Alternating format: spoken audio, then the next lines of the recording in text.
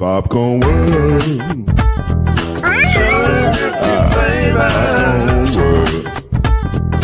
Popcorn World. Yeah.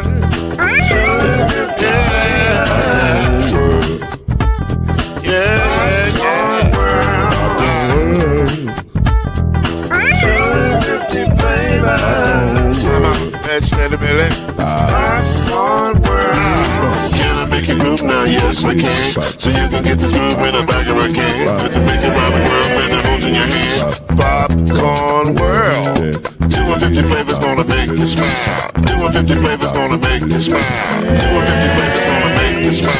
I said popcorn make you smile. Ah. 250 flavors. Popcorn World. Popcorn World. Popcorn World. Popcorn World. The Popcorn World.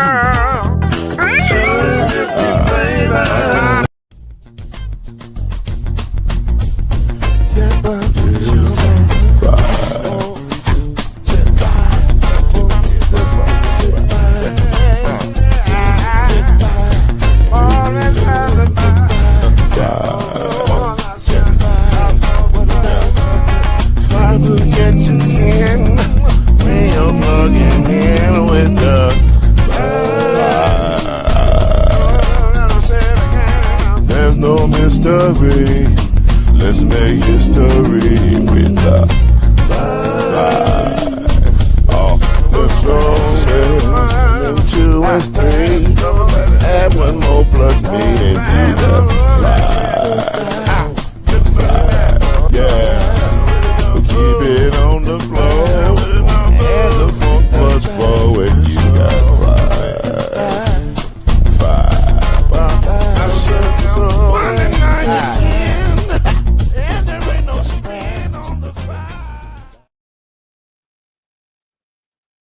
I have it on good authority, Byron, that the new intro is almost ready. Production, let me know. So you'll be able to see your chair and everything soon. So apologize it's taking so long. We're a little bit backed up. I'm all good. But we love us some Byron Lusby. I ain't gonna hold you. We love him. God dog it, we love him. Welcome. The 5. You know, weekend after the draft is like the weekend after the days after Christmas. Like there was so much anticipation. Well, for us, Byron, not for you, because you lived through a different experience. Hey, Byron, you are the parent wrapping all the gifts. We're the ones. We're the kids opening the gifts. You know, it's a different experience. Yeah. So I've had the pleasure of being on both sides, being the parent who is exhausted because you had to wrap all them stinking gifts, like you had to wrap all them stinking draft picks. So I get it. I get why you like, ooh, thank God it's over for a little while. I get to breathe again. Matter of fact, margarita time. I was gonna say, beverage. Just out of pure curiosity, how much time do you actually get to breathe? Like, is it a few months? Is it so like the summer? With Mr. Polian, we were done. Okay, so the summer training camp. Oh, okay, so like 2 months. 2 months. Yeah, and then different GMs. Some you go up for a mini camp practice, or they give you. Sometimes they give you projects to do over the summer, but it was always at home. Gotcha. It's nothing you got to travel for. Yeah. And then, like at the end of the month, there's a set of meetings, like the 2 scouting combines, National and Lesto. They have meetings where they go over the prospects for next year. Yeah. Usually it's in Florida somewhere, Marco Island or somewhere down there. They let you take your whole family for the days that your areas are meeting. Yeah. That's what's up. If you wanted to. We never wanted to go. Yeah. Right. We'd rather stay here. You were just grateful to be done for a few little while. Because it's a hike, man. People don't realize it's a grind from it's the end of July. Full disclosure, as the friend of the scout, every time I would hit Byron up, no matter what time of year it is during scout season, he's in a different city. Like he is not home. Where you at? Texas. Where you at? Oregon. Where you at? Louisiana. Where you at? Arizona. Where I mean, he's somewhere in America. Where's Waldo at that point? Like it's crazy. That's what everybody thinks that you just go to game. Oh, you just go to the game. Nah, I'm like, nah. No, The game's no. a You gotta no. You gotta go, work. you don't go like some GMs don't even care if you go to game. This the during the week stuff. The It's game- all day at a school, digging out tape, digging out information, then going to practice, driving, typing. Yeah. Yeah. No, that's good stuff, man. Listen, What's this city like, man? I just go to the football office. I don't know. I don't know. Yeah, I ain't kicking it. Right. We say they got good sandwiches. That's all I can tell you. Yeah, exactly. I found a sandwich spot. That's it. So Yeah. listen, we are now in full NBA playoff mode. We're getting ready for the rookie mini camp should be coming up here soon. Within a week, I guess. About a week now, right? A lot of them are this week and next So week. I was gonna say some of them are starting like right now. Like they're about to start right now. Yeah. So Yeah. we'll have that Mhm. in about a week or two. We'll get the release of the NFL schedule, which has become an event now. Like it's a real event now. So we'll get the release of the NFL schedule, and then at the end of May, we'll get a turnover of the financial roster or financial. Something about the cap changes significantly, and that's when we're gonna start seeing other trades and all kinds of other stuff. So the NFL never stops. It's an ongoing thing. It never rests. But that ain't even what I wanted to open with today. What I wanted to open with Seth, Chad Major and Byron Lusby is some breaking news. We have some breaking news, and I don't even really want to call it breaking news. It's really more of a developing stories. But I didn't have time to type in developing stories, so we got breaking news on the lower banner. According to Shams Charania, and this happened at 5:48, which is why we didn't have time to put stuff up. This is just breaking. The general manager seemed to have drafted a reform thing. I think it has to be officially voted on, but it looks like the agreement is in principle. The final vote will go down on May 28th on anti-tanking measures for the NBA. Now, this is interesting because this is going to affect not only the anti-tanking sentiment or the tanking sentiment, but also how draft picks are negotiated. So let's try to read the bullet points of this thing that they're calling 3-2-1 lottery, which is a terrible name, by the way. Yeah. Work on your marketing. But so here are the things that are going to go down. Here's the bullet points: lottery balls per team, or the proposal represents how many lottery balls you're going to get. You have, so it'll be 3-2-1 is the tiers that you'll get. So the lottery is going to expand from 14 to 16 teams. Those that do not qualify for the playoffs or play in, but stay out of the relegation zone, which is spots 4 through 10, will receive 3 balls. That's it. All you getting is 3 balls. Ain't no 7 balls, 8 balls, none of that no more. That's over. So 3 balls. Okay. The teams with the bottom 3 records, in the relegation area, would have just 2 balls. So we're talking the teams who have a floor of the 12th pick, and then I guess that's just 2 teams, 11 and 12. I don't know why they phrase it that way, but 11 and 12 would get 2 balls. Okay. And then teams 13 through 16 will get the rest of the 13th lottery teams could fall as far as the 16th pick. Okay. All right. So the 9th and 10th play-in seeds will receive 2 lottery balls, while the losers of the 7 and 8 will only get 1. Okay. So the other thing, no team would be able to win a top pick in consecutive years. So that would mean that the Mavs couldn't get back-to-back number 1 picks, which is good. I think that's a good thing. Let's see. Expires. Let me see. What else is it? Teams also would not be able to protect. Here's a big one. protect picks in the 12 to 15 slots anymore. Mhm. That's big because that Yeah. could be a significant negotiation Mhm. Yeah. trading thing. This is lottery protected. Yeah. Yeah, that's over But with now, now. right. So that's over with now. If this proposal goes through, which it looks like it has a unanimous feel to it already. So it looks like it's probably going to go through. Okay. What else is there? Would be this proposals include a sunset provision so that the new system would expire following the 29 draft, and then to allow the board of governors to continue the system or transition to a new one. So they're going to test it through the 29 30 season, which is ironically when the next CBA expires. so that's really why they're doing it. If teams don't like it and players don't like it, and everybody's like, what is this? Then they can change it at that time. I'm trying to think, is there anything else? That's pretty much it. But your thoughts, gentlemen, hearing this in real time, your thoughts to the new anti-tanking rules or proposed rules for anti-tanking. That seems reasonable. I don't have anything real negative to say right now. I think it's reasonable. If they can something do needs to be done. It definitely something needs to be done. It's getting bad. Yeah. When you are actively sitting guys in March and February, this is not good. This is a bad product at that point.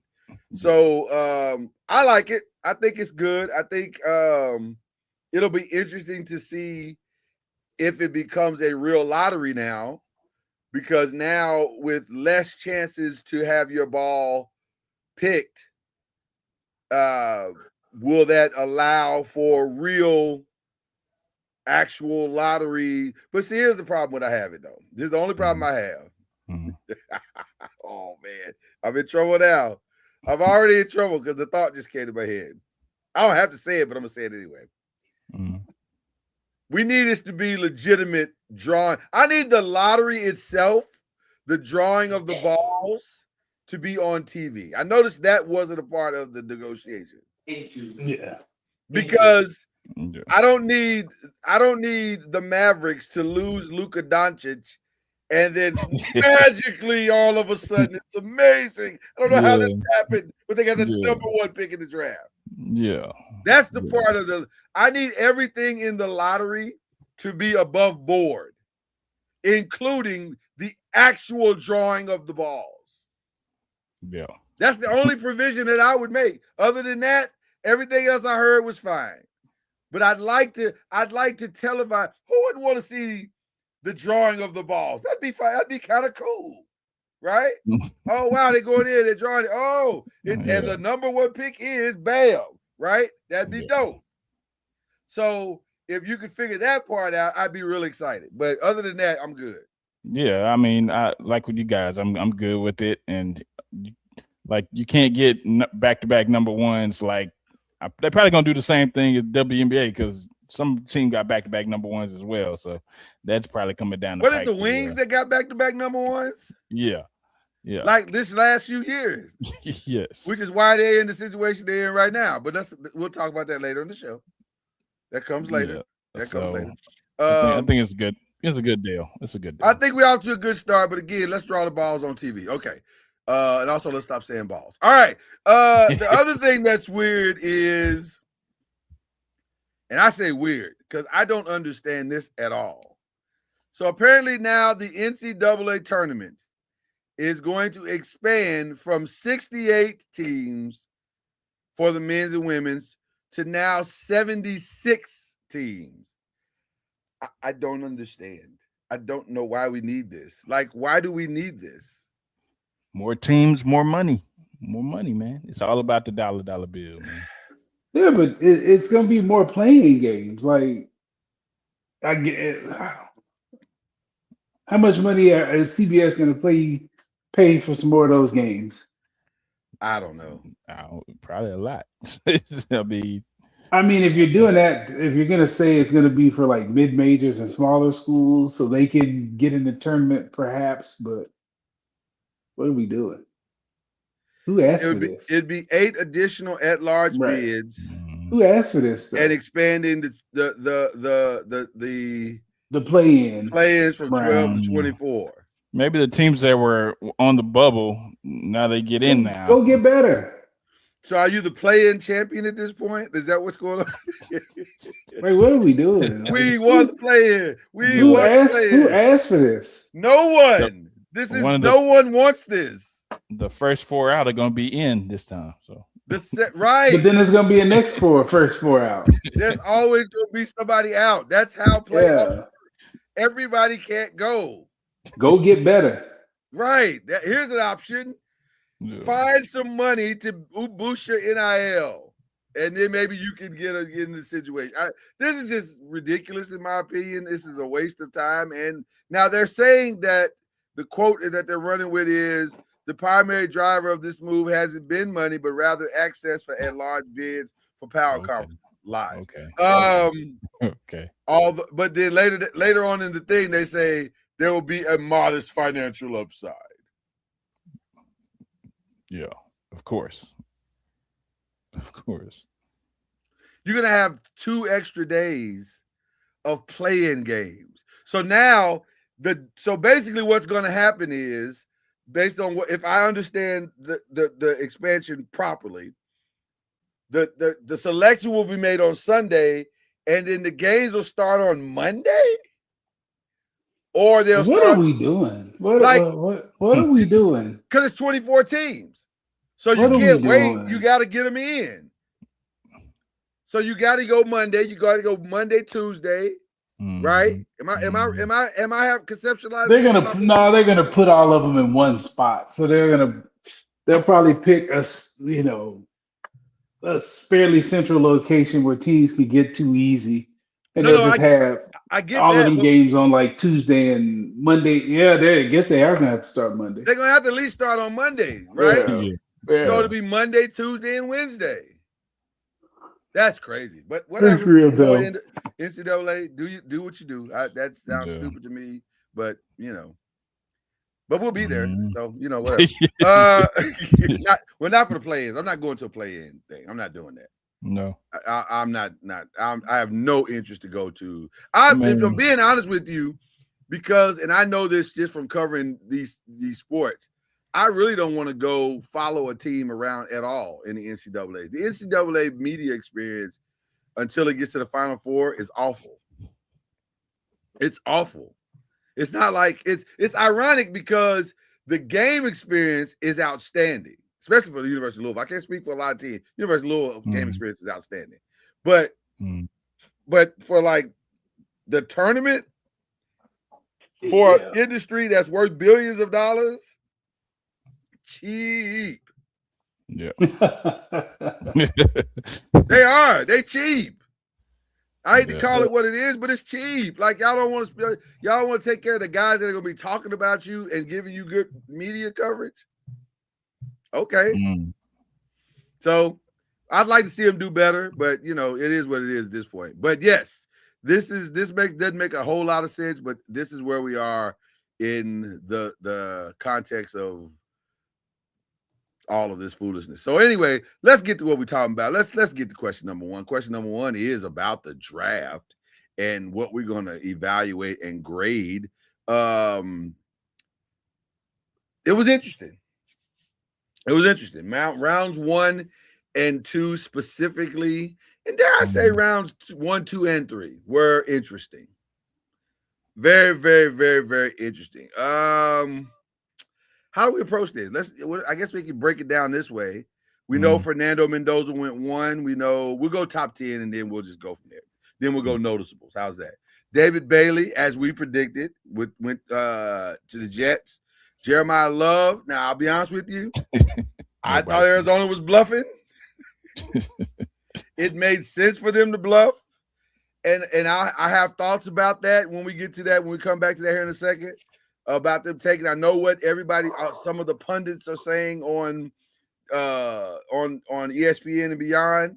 I have significant thoughts about the Jeremiah Love thing, but we'll get to that in a minute.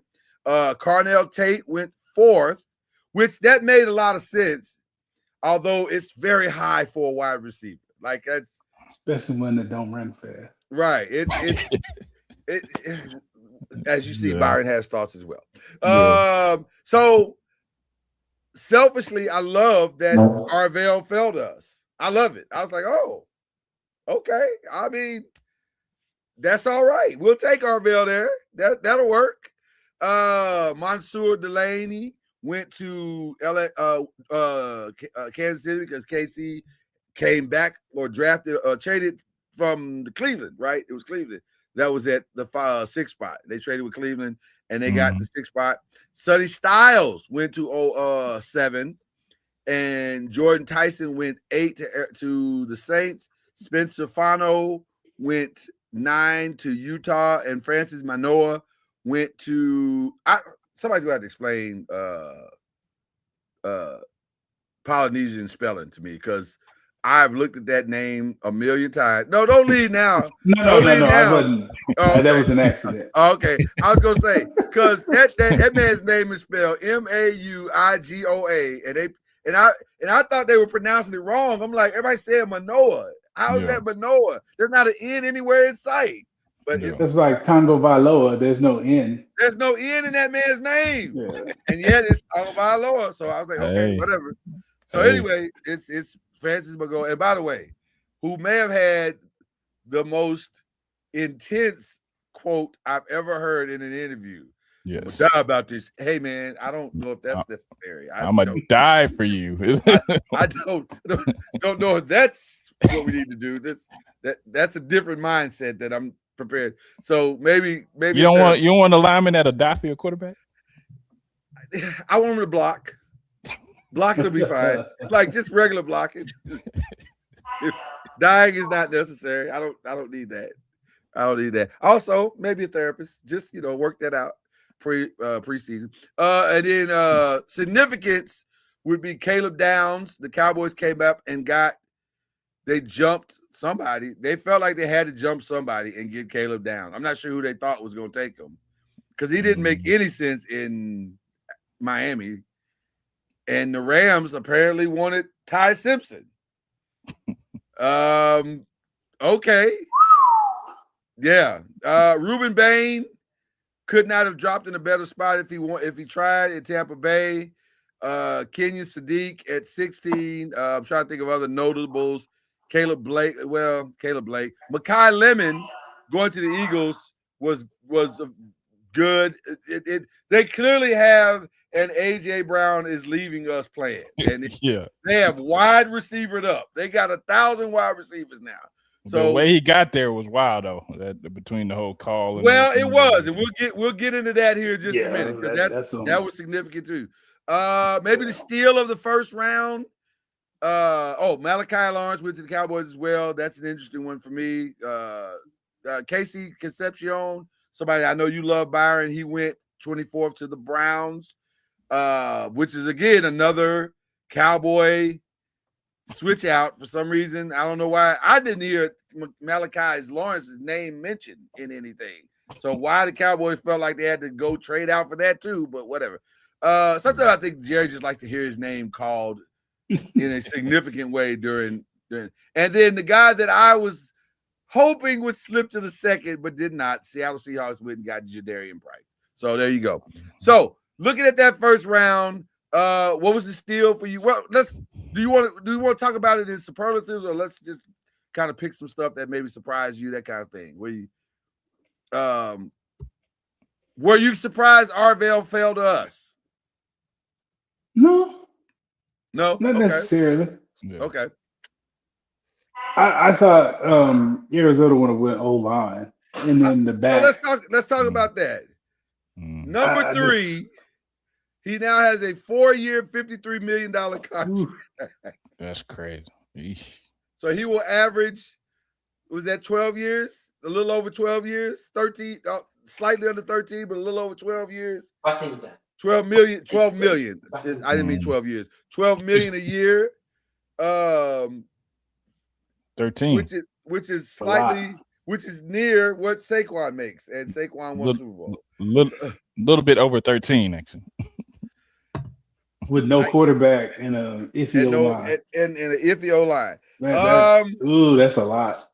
That feels That's a like a lot. lot. And I understand what our media buddies have been saying. Oh, you know, they got to get somebody. And you take a talent, you take the best player. I got it, but is he the best player? He's the best offensive. Okay.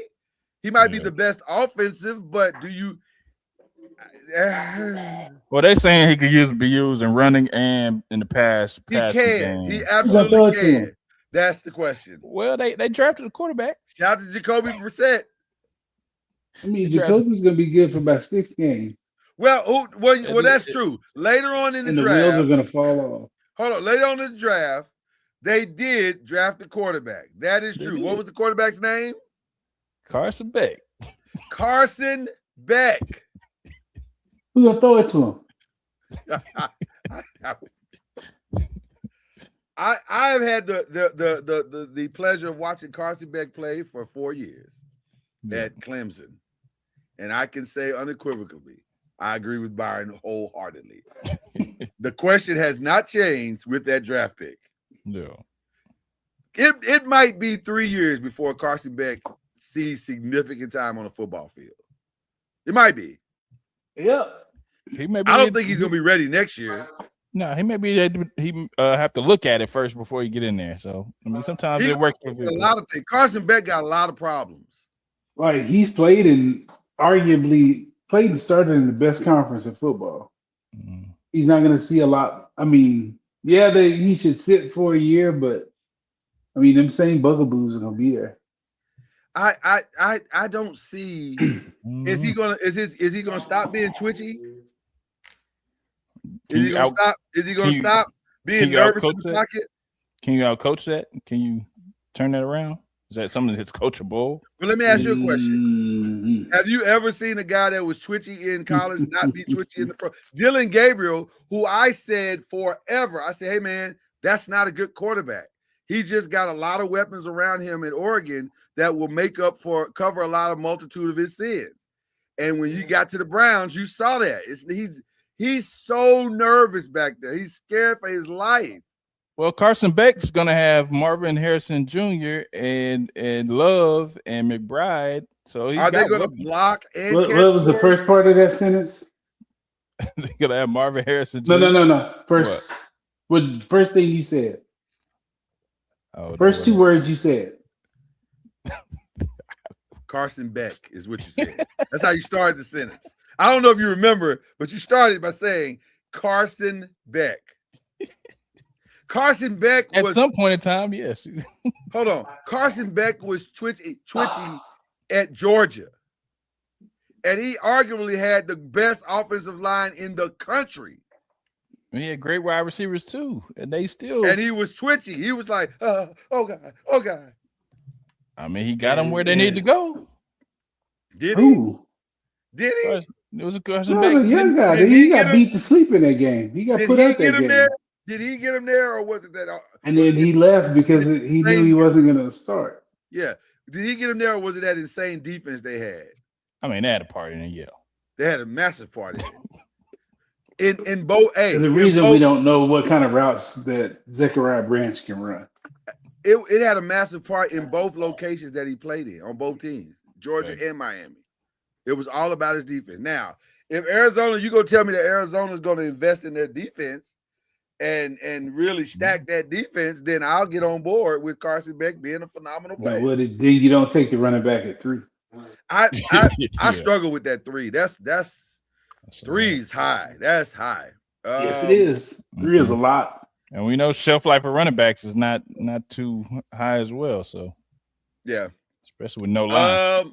I'll ask you, Chad. Caleb Downs. A lot of people speaking highly of Caleb Downs. I mean, yeah, a lot of people speaking highly. I mean, he's an Ohio State guy, so that he got one mark off of him. He's your guy now, though. I mean, you got to show him love now. Yeah, you got to show him love now. They say he's very smart. He's where he's supposed to be, and no, he didn't get a lot of action because they don't throw it his way. I don't know. I want you to back up off that statement for a second. Not back off of it, but just let's, like we did a minute ago with the Carson Beck rewind. Let's rewind there too. You said he's where he's supposed to be. That's an interesting statement because, and Byron, I know you've looked at tape on him as well. I didn't see a guy who was where he was supposed to be. What I saw was a scheme that was really good in that Patricia scheme, and he made plays. That's different from being where you're supposed to be. You understand what I'm saying? Yeah, I understand. Because safeties are exactly what the name says they are. Yeah, last line defense. So, is he going to be strictly a run stopper? Because that's what he was at Ohio State. He was I'm going to jump in here and run stop, or I am support to our weaker corners. And if that's what you want him to do, then okay. Yeah. I don't know. I don't think that's what Jerry wants him to do. Well, I don't know if that's what Christian Parker got for him. I really haven't heard how they're going to use him and what that is. So it's kind of hard for me to say. But Byron, I mean, you know who I thought about with Caleb Downs? Who? Roy Williams. Not. I wouldn't say he's as. I think Roy was a better individual cover help than Caleb was. I think he was. If I remember Roy correctly. Roy was a bigger hitter. Roy had better instincts. And he had better instincts. We're gonna see with Caleb. I like Caleb, and I actually thought it would be nice to get Caleb. But I don't know if Caleb is. I don't know. I'm very curious. Let's look at for his value. We got him at 11 and not like number 5 or something. I mean, I like that value. You like that? You definitely like. I like that way better than 5. Yeah. You like that much better. Yeah. So he was never going 5. He was never going 5. Yeah. I believe that. I mean, I just don't know how much he's going to affect their defense. He's not. He's not a ball hawk. He's not. That's the point I was trying to make. That's my issue. He's not a ball hawk. He's a hitter, and he's not even a violent hitter. He's just a hitter.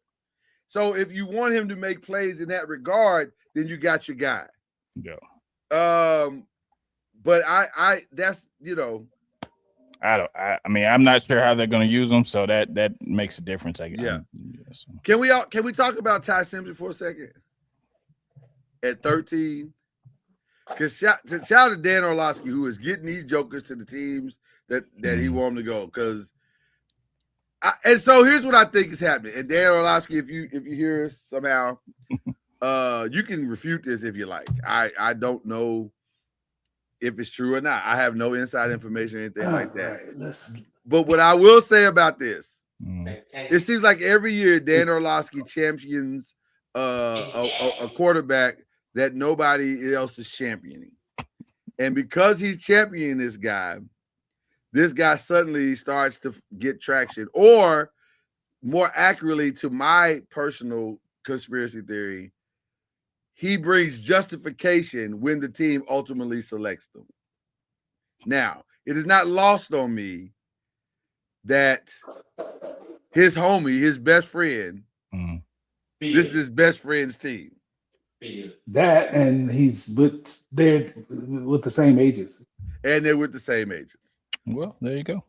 So, I don't know what the kickback is for that. I don't know if there is a kickback is that, whatever. But boy, it worked out really nice. Although, do you agree that Sean McVay did not look pleased? Oh, he absolutely didn't. Yeah, he absolutely no. I agree wholeheartedly. Yeah, he couldn't say that. I mean, he came back and said, "Sure, we're in lockstep." Yeah, right. Well, I've been in a room. I've been in a draft where the head coach did some Weasley stuff with the owner, got a player he wanted, and the GM saved face, but he was so mad after that happened, like he just left. Well, here's what he actually said. He said, "This is Matthew's team, and it's always good to draft your backup." I mean, it's kind of like what they did with the Falcons did, but I mean, I don't think it's gonna work out. But it's not though.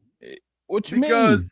Because the Falcons drafted a guy that they thought could compete with Kirk. This guy's not going to compete with Kirk.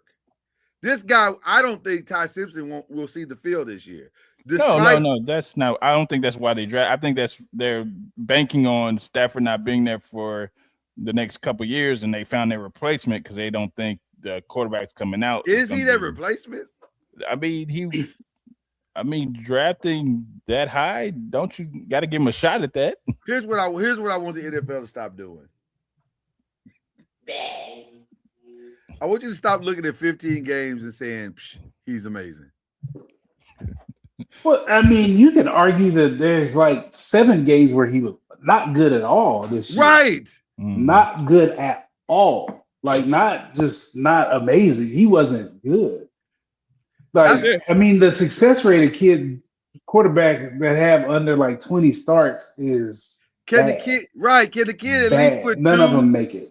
Can he at least put 2 good seasons together before we crown him a top Correct. first round pick? Cam Newton is a anomaly. He's an anomaly. He's not an outlier. It's an anomaly for a guy to have 1 year starts and play like he did. Well, and also we're talking about a true Heisman Trophy winner, and he won a national championship, and he was the sole reason why they won the national championship. Yeah, like that's different. It's just not a lot of those guys that make it. There's not, and we got to stop looking for them. Or stop inventing them. Stop mentally creating them. Ty Simpson ain't that. So here's what's frustrating to me about that pick. If you're the Rams, Ruben Bain was right there. Kenya Sadiq was right there.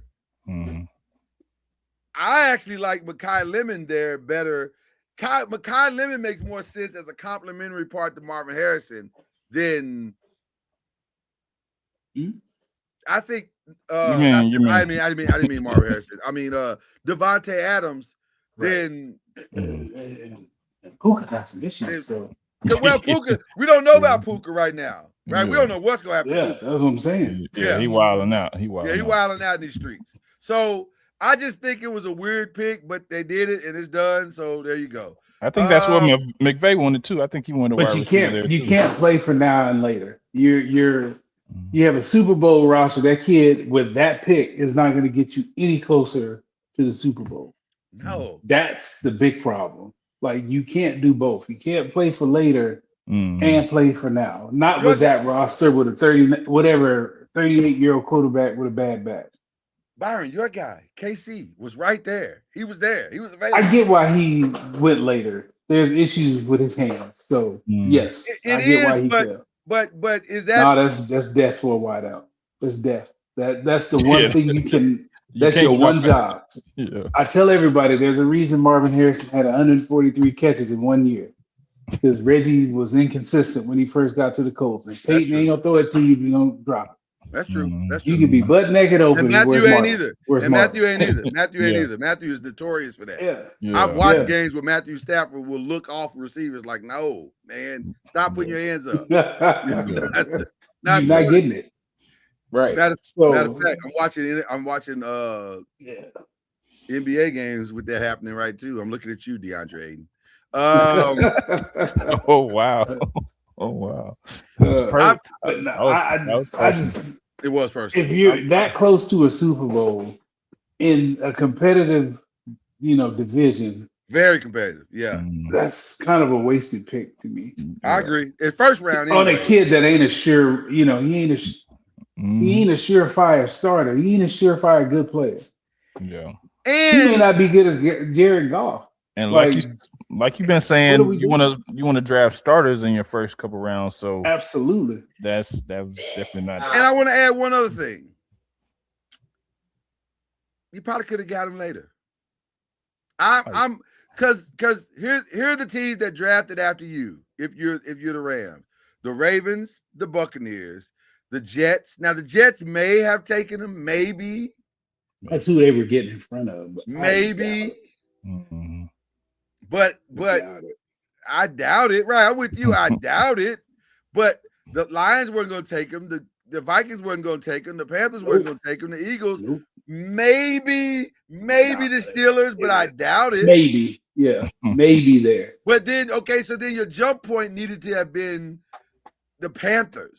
Take him at 19, and Agreed. then save some money and all the other stuff. Like, I don't know. It was just a weird pick to me. Malachi Lawrence is actually from Louisville. He went to my wife's high school, DuPont Manual High School, and did not get a look from two state teams. He was, dare I say, forced to go to the University of Central Florida. It is not often that a player his size and with his ability is not looked at or slips out of the state. There's a reason he slipped out of the state, though. So I was curious about what the Cowboys saw in him as an edge rusher. Now, he did play in the Big 12, technically. Technically, Central Florida is in the Big 12. It is.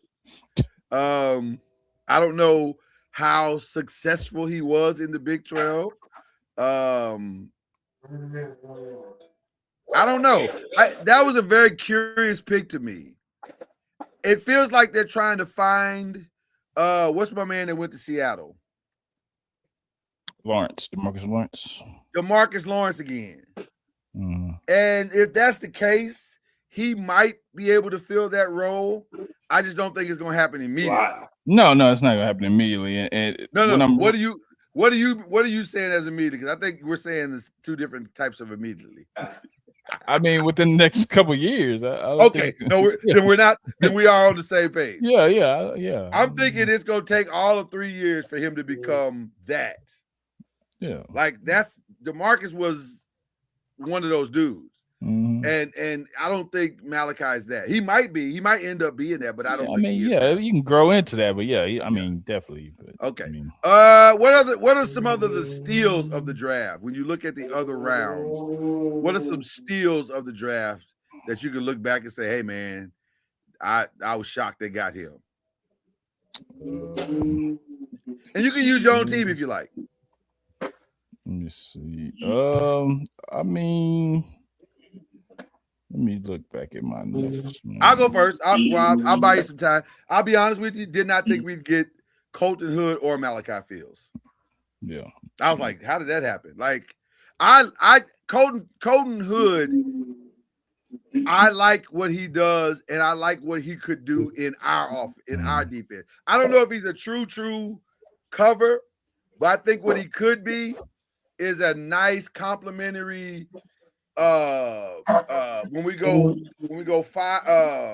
nickel or dime, yeah, I think package, I think he could be good in those packages, and so that was a really solid get. Malachi Fields is interesting to me because his 40 time was awful, but when you look at the tape, you're like, Jesus, is he? So what is he like? Is he a 4.6 dude? Or he just have a bad day. If you look at the tape, it looks like he had a bad day. Yeah. But that happens. That happens. Yeah. His catch That's why the tape matters so much more than anything. The tape is what we go with. His catch rate is insane. Like when you watch his catch rate, you're like, damn, he can pretty much, if you throw it in his general vicinity, he'll get it. And he could be the perfect complementary player to Malik Neighbors, especially in helping Malik get back to what he wants to be. And also, he don't cost us nothing. like, which is the best part. All due respect to Malachi Fields, we ain't gotta really invest that much for a couple of seasons. Like we good on that. So that helped out a lot. What are some other ones that are stolen maybe in the second or third round that was interesting? I think Emmanuel McNeil Warren. I think that was a good pickup for Cleveland. Safety out of Toledo. Okay. That was a good pick. Little shocked that Avion Terrell fell that far. I didn't think he'd go first round, but I did not think he'd go middle second. Like I figured he'd be in the top second, and he dropped kind of far to me. So the Falcons got him one on that one, I thought.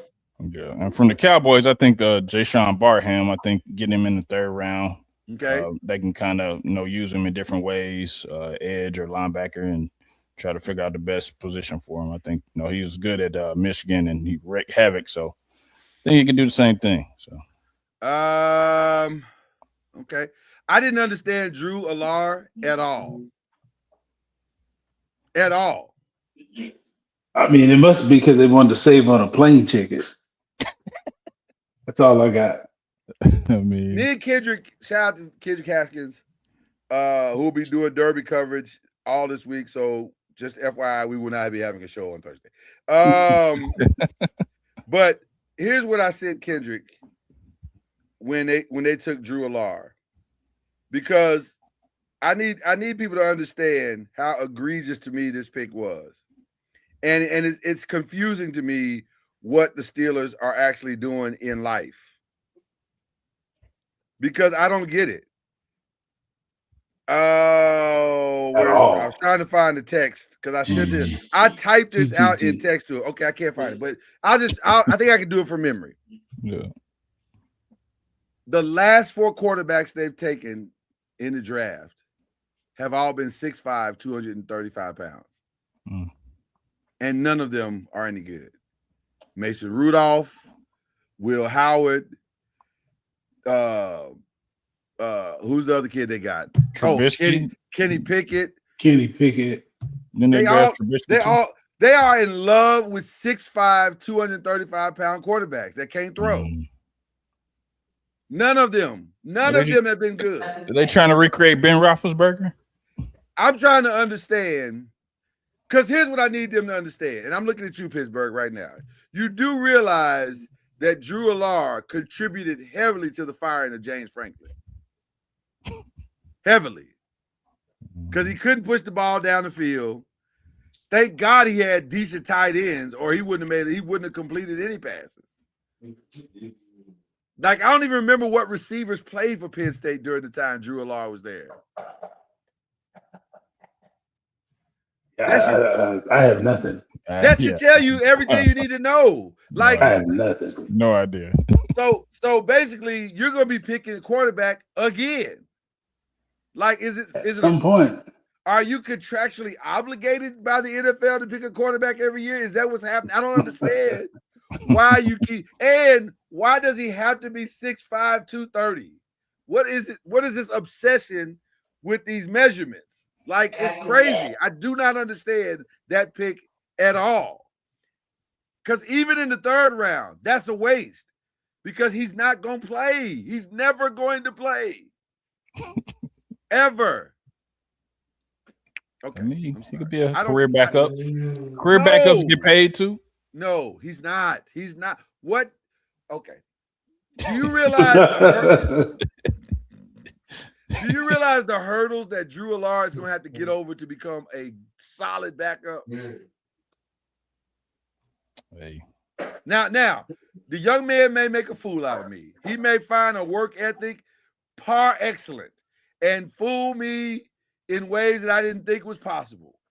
But he hasn't so far. Hey, if Kenny Pickett still has a job, then he could still have a job. But we all know Kenny Pickett shouldn't have a job.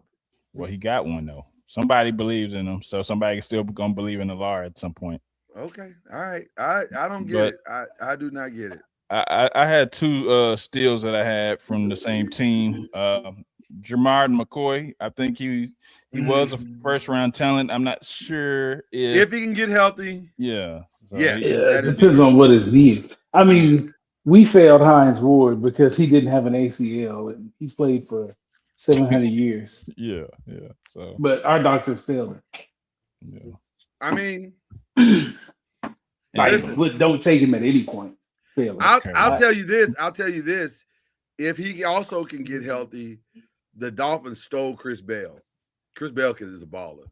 Mm-hmm. Chris Bell is a take the top off mini Tyreek Hill type. He has got all the attributes of a he's fast. That little joker is fast. I had So, him and Kyle Lewis too. That's Yeah, probably- man, he's fast. He's fast. So Chris Bell could be a steal. Also, Mike Washington. Mike Washington could be a nice little change from Genty. Yeah. So I think Drew Allard was a reach. I definitely think Carson Beck was a reach. And I think Jeremiah Love is an absolute reach. Anybody else? Did I miss anybody? I think his talent says go there. I mean, I think he's a top 5 talent, but the team that took him didn't need to take him there. I'm specifically speaking about the team, not the talent. And I want to be very clear about that. Cat. Love Jeremiah Love as a player. He is outstanding. But I don't think Arizona. I think Arizona, he's going to sit in Arizona for 2 years twiddling his thumbs. And in ice baths trying to recover from the 8 million boxes that he's trying to fight through every game. Yeah. It's not going to be a great experience. Go ahead and put Malachi Lawrence in with question mark or asterisk. It feels like it could have been a reach. Okay. Teams that fill their needs. Who you think did great in the draft? Let's start with the expert, Byron Lusby. Who do you think all of great? them? Everybody did great because you won't know till 3 years from now. Okay. That's fair. Seriously. You don't everybody is happy and ecstatic and you just don't know. You don't know how these rookies are gonna play. You don't know who's gonna get hurt. Point. I almost you don't really know. Everybody's happy and all of that, but you just don't. I almost don't even want to respond to that because that's so right. You really it is a crapshoot and you don't know. You really don't know. No. You could have walked away and said, man, we had a great draft. And then you look up at these jokers, you're like, oh my God, this sorry joker is awful. Malachi Lawrence could be in the Pro Bowl in 3 years. He might be. You know what? You don't have to keep Cowboy players. You don't have to do that. That's not necessary. He could be out the league in 3 years too. Yeah, that's exactly right. He could be I mean, you really don't know. So. Yeah. I mean, look at the Colts. Like, they were happy with Anthony Richardson 3 years ago. They were ecstatic. And then that's not worked out. Most likely to go worst to first. I mean, I would say Miami had a lot of draft picks, so they got to make them work at some point. They're not going worst to first. They're not going worst to first. No. I'm gonna tell you who mine was. I still think it's the Vikings. I think Kyler Murray in that offense with those weapons. Yeah, he's gonna put up video game. He should put up video game numbers. That could be interesting. Yeah, that could be interesting. The NFC North may have shifted dramatically, so I'm looking for them to be in the conversation. First to first. I don't know about the Eagles pick. Everybody's talking about how well Howie Roseman. I think sometimes it's just how we feel about Howie Roseman. Like we feel like this guy is a genius as it relates to his job. I don't know. It was pretty solid. It's pretty solid. He got some interesting players, and if they hit, I think because he hits so often that we think he's probably going to hit on these two. Right. What do y'all think about Markel Bell? Like, is he potential to hit? Because he's so massive. It's like Markel Bell is a tackle out of Miami.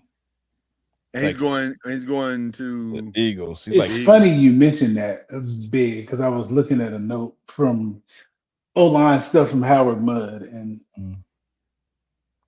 what he said about big. He's like 6'9", overweight. Yeah, the overweight or big guy is always going to have trouble. "Quote unquote," moves well for his size is of no consequence. Big guys need to move well. Period. Yeah, that is actually 6'9" might be too big. That's tall. That's actually what I thought about our 6th round pick with the kid, he seems like a very likable kid. Matter of fact, today's his birthday. What is his name? Let me find it real quick. Bobby Jameson Travis. His from Auburn. Big kid, huge kid. And it's the same thing, like you said. They talked about his size, and he's got to stay. He's good on run pursuit, and I'm like, yeah, but that ain't really what we care about. Like, I don't need you to chase it after nobody. If you Yeah. if you chasing after people, we're doing something horribly wrong as a defense.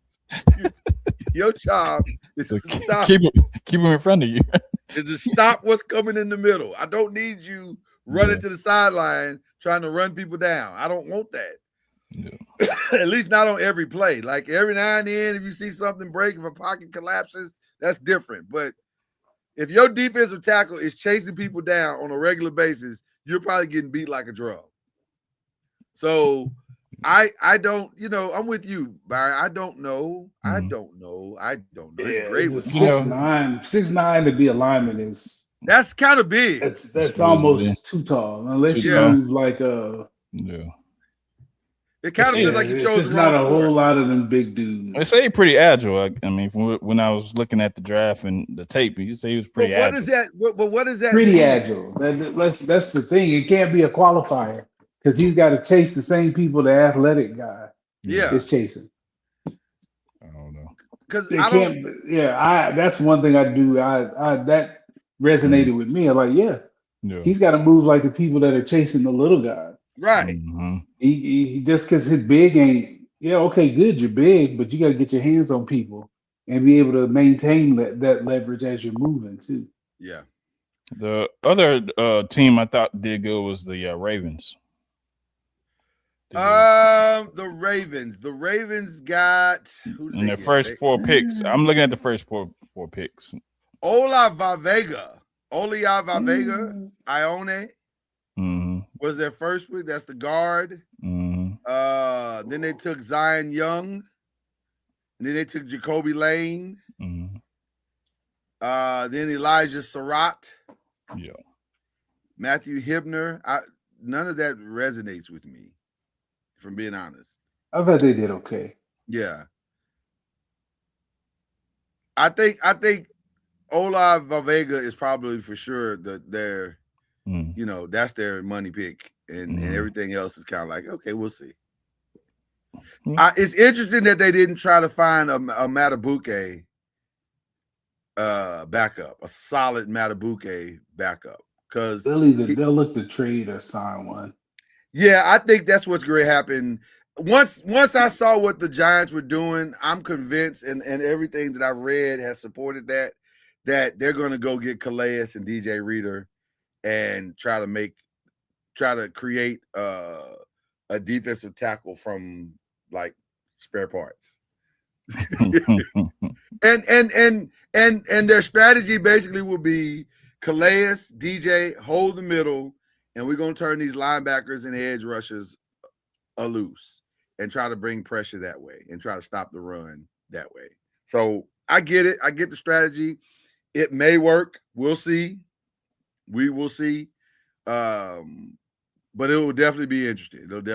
Okay, let's get into the NBA playoffs. And right now, as I literally said it out of my mouth, Philly has taken the lead for the first time in this game against Boston. It is now 88-86 with 11 minutes and 39 seconds left in the fourth quarter. Philly trying to stave off elimination in Boston. They are giving it all they got, Captain. They're giving it all they got. It'll be interesting because the other night they looked awful when your boy came back and they were like, Joel's gonna be back, and they were like, great. This makes it so much easier for us to do the things we want to do. Because Joel is an interesting player, man. God, he's an interesting player. Because on the offensive side, there's so many things that he can do. But on the defensive side, it's just like, it's him watching Joel and watching Joker, Nikola Jokic, is hilarious. Watching them both play defense is hilarious because they are not interested. He was better before he had all these injuries, though. Well, he was slightly better. The Knicks right now up 15 on Atlanta. Yeah. And the Knicks got to win this game tonight. They can't keep mucking around. They figured out that they got to get aggressive and they put pause on them boys. Well, they got to put pause on them. I thought they were aggressive. They were physically aggressive against them. They were much more aggressive. And also, they realized The thing that infuriates me as a former big, and I'm sure this infuriates you, Byron, as a former big, and I want to call him a word, but I'm not going to do that. I'm just going to say ninja. Karl Anthony Towns, get your big in the paint and ball out. There's no sit that I do not understand why a 7-footer has a 6'5" guy on him and he wants to bail him out by shooting a 3. I don't understand that. He's not a dog. He's finesse. But this don't even require being a dog. This don't even require that. You know what? I'm so sick of that argument, Chad. Let me tell you why. You know who else was a finesse player in the paint? Hakeem Olajuwon. There is no greater finesse player in the paint than Hakeem Olajuwon. Go down there, drop these little dudes off at the basket. But you know what Hakeem had that Karl don't have? Heart? Yes. Yes. Yes. Yes. Jesus, that is so infuriating to me. I don't understand that. I do not understand that. And I might as well put question 3 up because we're just talking playoffs. Do the 76ers pull us off? I'll throw it to you guys before we leave. What, tonight? Yeah. Do we leave They before we leave might. the show tonight? They might, because if Boston doesn't make threes, they're not. Yeah, for sure. If they get in this 3 happy where they're just going to shoot. One thing I will say about Boston, they will give a game back. Yeah, that's what happened last game. They were making their threes last game, so they will give a game back. Right now, Boston is, what are they as a team? 9 of 30. That's what they do. That's what they do. Like, it's not shocking. They live and die by it. Live and die by it, man. You know who frustrates me the most on Boston's team? That I just it's the arrogance for me. Peyton Pritchard. Him and Braun from Denver are so if I was their teammate, it would anger me so because they carry and it's not even confidence, it's arrogance. And you're like, hey man, listen. He dropped 30 last game, man. I know, and therein lies the problem. Therein lies the problem because he's a streak shooter, fam. Yep. We can't hear you. We can't hear you. Not even now we can. Okay. Yeah. I hit the button. I actually hit the wire. That was Peyton Pritchard. I don't. It's so frustrating. It's so frustrating because he would drive me crazy if I was his teammate. Because there's no consistency with him. None. One game he's gonna hit 30. Next game he's gonna have 12, like he got tonight. That's who he is. And he's just like, if right now, Tatum has 24. Brown has 20 on 9 of 20 shooting, which is wild. And Pritchard has 12. That's their leading scorers. That's their leading scorers. You gotta have 12 before you get to 30. Well, Maxey got 19. Embiid is going off. He got 27. They don't have everybody to deal with him. If Edgecombe could step up and really find it tonight in this last quarter, they're going to put Boston away. They're going to put them away. Let's go through the rest of it. What do y'all think about Denver and Minnesota? The injuries killed Denver. Did Naz Reid, let's start with Naz Reid. Did Naz Reid come back last night? Because I actually left the game. I did too. I didn't see it. Okay. I didn't see. Yeah, once it got out of hand. I know he went out. I know he went out of the game and limped off to the locker room. And I said, oh my God, if Naz Reid is going to be like for real hurt, then that's it. They're going to come back. Denver's going to come back and win this whole They may come back anyway. It's just hard to lose your starting backcourt. And one of them is one of the better players in the league. Yeah. I would think that if Naz Reid can come back tomorrow, there is a path for Oh, Minnesota. absolutely. I to mean, they win the won without game. him. They won without him Yeah. the last game up there in Minnesota. And by the way, so, the Ayo kid, he might be the yeah, real thing. He might be the real thing. yeah, I know he there's only absolutely a path because the role Mhm. players are going to play better than they did in Denver. back at exactly. home. Yeah. Here's the thing about the last game, because I was wondering if he could keep it up in Denver.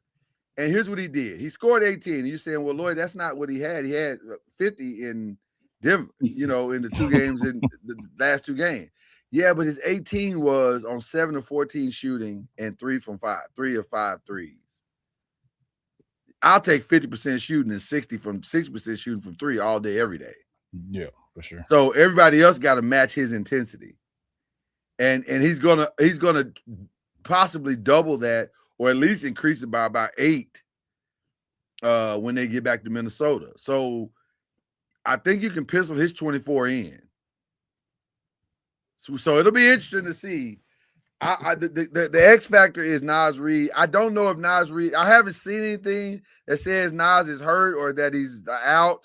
So I have to assume, because I never came back to the game. It was a blowout, and I was like, I don't want to watch this.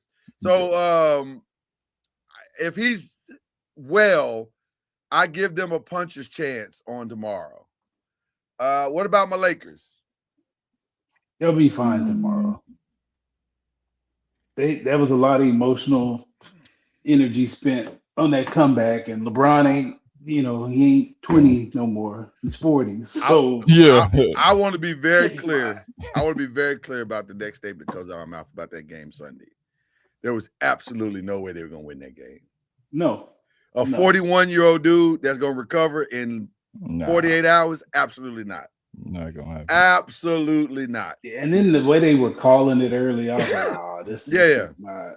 No, it's going to be a gentleman's sweep. Get him out of there, LeBron. Get your 10 points and then go sit down. Yeah, go sit down. Austin Reeves supposed to be coming back too, I think. That is the rumor. It appears that he is tracking that way. And if he is, then that should be enough to finish off that team. Let's talk about the elephant in the room. Let's talk about the elephant in the room, though. Hey, man, what is going on with Detroit? Like, why are y'all? Because y'all not even getting beat. Y'all getting real easy. Y'all getting they can't shoot. They can't shoot, they Byron. Can't shoot. Yeah. They cannot shoot. It's real easy. Just watch it. Oh, y'all can't throw it in from the ocean. And Byron, standing on the shore with the wind at your back. And Byron, you know what else? There's nowhere else to go. That's really what. See, people got deceived because all of that defensive energy in the regular season. They give you that, but this ain't the regular season, baby. This is playoffs. There's levels to this. You got to have somewhere to go with your offense. And by the way, Duran, my God, man, you can't end up on posters like that. Jesus Christ. Excuse my language, Lord. I'm not trying to blaspheme, but Lord have mercy. He got you. He got you real bad. Yeah. He got you real bad. All you could see in that dunk was like, man, you want to see a dead body? Him falling back. You want to see a dead body? Because this is that's your nightmare. If you're big, that is your nightmare. To be dunked on in such a manner that dunk will live in infamy. Like it's going to be on every NBA playoff highlight for the rest of your life. Yeah, for sure. Woo, that was nasty. Also with Detroit, man, Duncan Robinson needs to play better, man. He's their shooter, and he was 1 for 6 from 3. That's not acceptable. So that's definitely not acceptable. I want to be very clear about Duncan Robinson. He is exactly what he's always been. He's Peyton Pritchard. He is Braun from Denver. He's a streak shooter that when he's on, he's on. But when he's off, you gotta sit him down. Yeah. I mean, he's off. It's awful. So Cleveland and Toronto is a weird series. Yeah, I didn't get what Donovan Mitchell was doing. So the end of that game. So I didn't get that. As you can see in our group chat, it got kind of spicy. My group chat gets spicy sometimes. So spicy that Cam called me like, "Hey man, You always take riding for the Louisville guy. I'm saying I'm not riding for the Louisville guy. The Louisville guy got 19 points in the fourth quarter. Yeah. And you brought the top 75 guy in to take the pressure off of the Louisville guy. Top 75 guy didn't do much in that fourth quarter. But I will say, the Louisville guy was awful in those last three possessions. I think the biggest thing all three of the decisions were bad. I think the biggest thing was the bigs. Jared Allen and Mobley didn't really do anything. Well, I was going to say this. Here's the problem. Here's the other thing that I will put on coaching. I understand who is it Sierra Miller or Sarah Miller's his last name. I understand why you had him in the game, the momentum that you had built with his rebounding. That's fine. But the problem is it was Olay in the middle. They were just driving down the middle. Scotty Barnes and Brandon Ingram was driving down the middle, and they were scoring at will. You needed Jared Allen in there with Evan Mobley to shut all of that down. There should never be a time in a fourth quarter where Jared Allen is not in the game. That's insane to me. So when you put him in the game late, it was too late. It was already too late. It already tied the game up and took the lead. It was already too late. So that was a coaching mistake, in my opinion. You let the momentum fool you into thinking that he should have been in the game longer than he should have been in the game. So I agree with you, Chad. That was crazy. Why is Jared Allen not in the game? That didn't make any sense at all. So now, having said that, I still think Cleveland is the better team. I just don't think they can beat Toronto can beat them without Emmanuel Quigley. And so it's like Toronto is like the Northern Houston. They don't have a point guard. and it looks like they don't have a point guard. So it was a weird game. It was a very weird game. They're a weird team. So did the Spurs end it tonight? That's over tonight, right? It should. I mean, Portland doesn't have access to the paint anymore. Yeah, no. That's crazy. That series has lasted a lot longer than I thought it would, if I'm being honest. Only because Wemby got hurt. Right. It would have been a sweep. I think it would have been a sweep. I agree with you. Sure. I agree. Like he'll win defensive player for the next 10 years just because nobody shoots in the paint when he's on the floor. It's crazy. Like, no, they don't even go in there. Crazy. I can't. Crazy. They have the lowest percentage of paint shots in the league by far when he's in the game. Yeah, it's not. Yeah. Can I throw in a theory that I think is going to sound crazy, but I may not be wrong?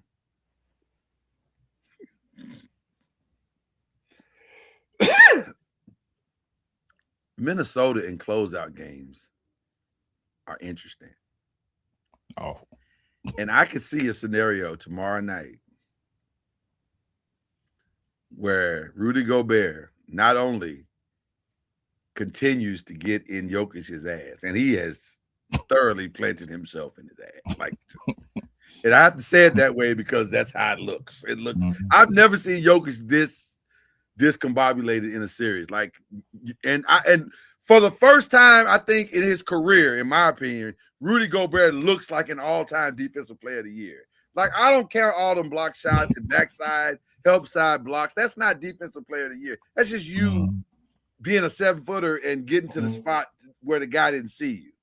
But he's straight up playing Jokic and giving him work defensively. Now, if he can go add the 25 that he added to AD last year, not AD, who was it that he put that work on last year? Whoever we had in the center as a center last year after we made the AD trade. If he could do what he did to us when he eliminated us last year. Was it Jackson Hayes? It was. It was Jackson. I think it was a combination of guys. Jackson Hayes. And then they took Jackson out, and I was just like, why? Like, you have no shot now. Yeah, right. Jackson was our best option. Everybody else was awful. So if he can do that, which I think at home, he might be able to do it. Now, having said that, San Antonio's gonna sweep Minnesota without Anthony Edwards. It's over with. Yeah. 5 minutes left in the fourth quarter. Philly is up 102-94. Can Philly hold the lead? Now, let me Yeah, also they say can. this. Let me also can. say this. Philly known to give a lead back. As long as the Celtics keep missing threes, yep. They're gonna keep shooting too. The frustrating thing about that the Celtics is that they going down with the ship. They gonna shoot the three until the three can't be shot no more. Like we said, it was 31. They were 9 of 31 earlier. Mm-hmm. Is that what it was? 9 of 28, I think you said. They're not. They are now 11 of 37. They gonna keep shooting. They gonna fire away. Yeah. Angles away. That's Philly. That is the Celtics all day. That's what they do. That's what green. they do. Talking about green light for sure. Green. Oh man, all y'all got the green light in Boston is the equivalent of Oprah cars. You get a green light. You get a green light. Look under your chair. Right. There's a green light waiting on you. Okay, let's get into the uncomfortable, shall we?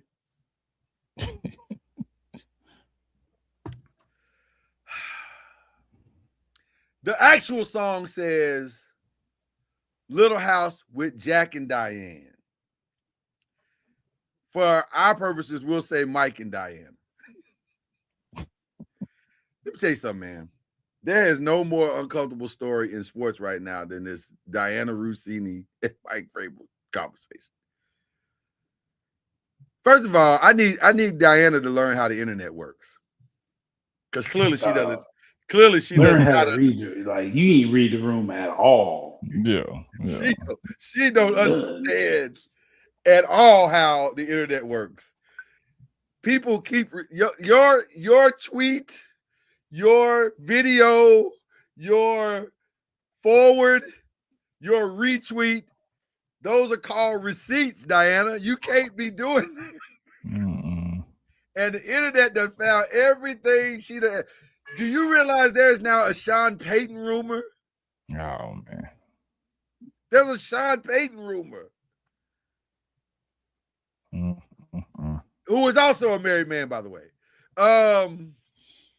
Let me make some suggestions, Diana, real quick. Just real quick, if y'all indulge me. And I'm not even an advocate for what I'm about to say. But in your case, I think this is apropos. How about divorce? Just if you're not happy, clearly you're not happy at home. Just you know what? Just let y'all need to just go to your husband and say, hey man, as you can see, based on these internet receipts.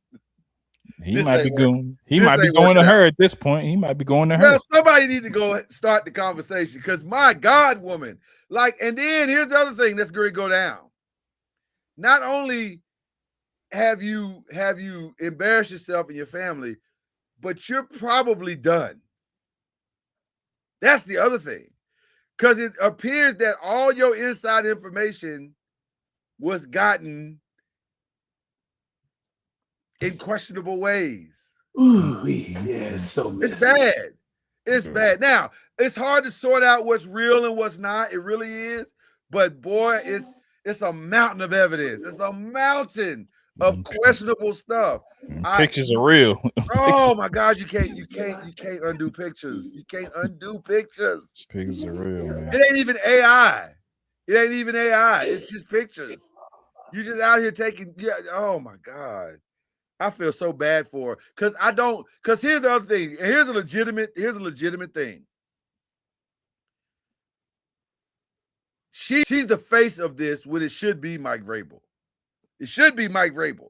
Mm-hmm. But she is the absolute face of this. Now, Mike has got some pushback. And by the way, Ime, I do understand the people that say, well, Ime got ran out the building. How come Mike ain't being ran out the building? Well, because he wasn't with an employee. Yes, that's a big difference. It's a big difference. It wasn't with an employee. No, and then also, Robert Kraft, he is without sin cast the first stone. Your owner can't be getting happy endings and then get mad because his head coach won't stay. He can't. That's why he still got a job. Yeah, that won't be the reason Mike Vrabel will ever be fired. infidelity. That's not going to be. That's not it. That Robert gonna tell her, hey man, what time you gonna be done with this infidelity thing? Because we got OTA starting in 2 weeks. Like, Yeah. but Diana Rossini, man, I feel bad for her because man, I don't know where she gonna work now. Like, where can she get a job? Man, Good luck Her with credibility is shot. yeah, it is, but it's done. And it's done. So that's one of the more uncomfortable conversations that we're addressing. The other one is this, and I'm gonna be honest with you, I feel a way about this one. So I don't know how familiar you guys are with this story, but one of the I forget his name, and I apologize to him because I really like him as a reporter, but he's a reporter for the Dallas Morning News. And at her introductory press conference, AZ Fudd's introductory press conference, he asked a very, very fair question. He said, Absolutely. have you spoken with anyone? And I want to make sure we all understand, because there's a lot of narratives out there that are absolutely false. Mm-hmm. He said, and I quote, have you spoken with other WNBA couples who are in the WNBA as to how to navigate the WNBA waters as a couple? That was his question. Now, full transparency and fairness. At that point, she has the right to not answer that question. It's okay if she don't want to answer that question. Yeah. But it's not an unfair question, and it's not and it's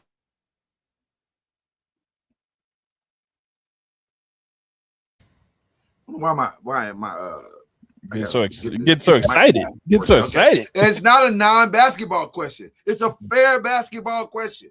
Yeah. And so I saw some people on the internet saying, well, would you ask a man that? Yes. If a man was dating another man on his team, I would say, hey, man, how you? As a matter of fact, we would ask him quicker because men don't date in the WNBA that we know of, or in the NBA that we know of. Yeah. At least not publicly. Well, and then y'all are public with your relationship. Y'all, Oh, she yeah. had a phone. She had a Can y'all phone. hear? Am I? No, we hear you. We hear you. Can't hear Byron. She was at the Yeah, draft. Can't hear me? maybe it's me. It might be me. She's at the draft, Yeah. hugged up and everything. And, Well, then at the game, it says Paige Becker's girlfriend on your cell phone case. Like, you out in the open flaunting it, so yeah. it's fair game. Yeah. Yeah. Hello. So yeah. Y'all keep talking. I'll be right back. Yeah, I don't know why it's such a big deal, because they put it out there already. We wouldn't even known if they wouldn't have said nothing. Correct. And then they made it a big deal. Like the PR department made it a bigger deal than it probably would have been had they just let her say whatever she wanted to say. Yeah. So I mean, it's just just let them squash it. And then it's on to the next. Then it's on to basketball. Yeah. So I didn't get that either. I thought that it's- was real weird. Playing hero right there like that. yeah, they're trying to protect them, and they don't need protecting because there's nothing to protect. No. So I don't know. It's pretty weird, but we'll see how the season goes, and if there's any friction, we'll know when they break up. Because we'll know when they break up. For Always sure. do. One of them gonna get traded. Yeah. Like Dejanay and her Mhm. girlfriend. Yeah. Mm-hmm. So it's gonna be interesting. Very interesting. But I don't know. We'll see. We'll see. But yeah, I don't think Paige should have made that statement. It wasn't really necessary, because she could have just said no comment or what. Yeah, whatever's going on between us stays between us. There we go. Hey, we're done. Yeah. Yeah. Okay. Okay, no Yeah. no echoes, no feedback. We're good. No. Okay. No. I didn't care. The statement didn't bother me. I don't think it was necessary. Well, let me say this.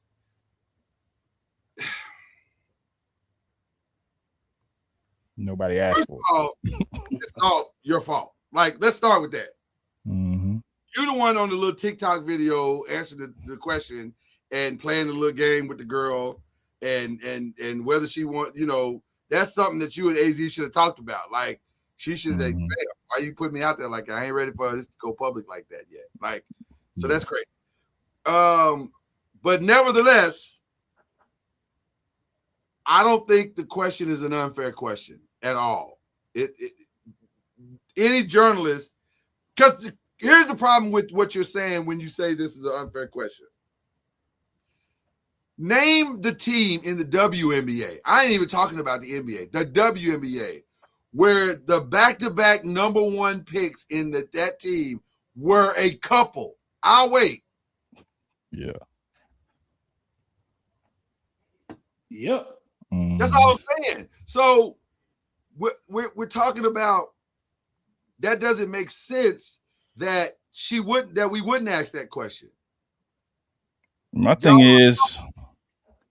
is you have Asia Wilson and Bam Adebayo.